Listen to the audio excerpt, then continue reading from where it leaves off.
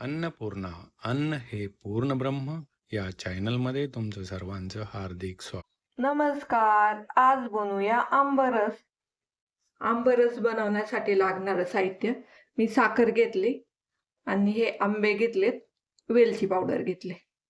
मिक्सरच्या भांड्यात ना साखर टाकणार आहे आणि हे वेलचीचे दाणे टाकून घेणार आहे. हे ना बारीक करून घेणार आहे.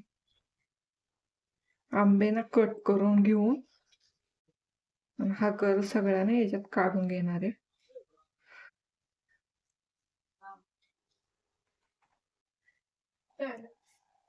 हे ना मी बारीक करून घेणार आहे आता.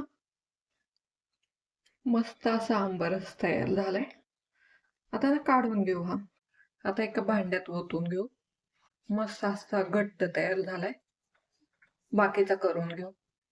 आंबरस ना तयार झालाय आणि मस्त असा घट्ट तयार झालाय. हा तुम्ही पुरी संग चपाती संग खाऊ शकता आणि खूप छान लागतो खायला. Like, comment, and subscribe.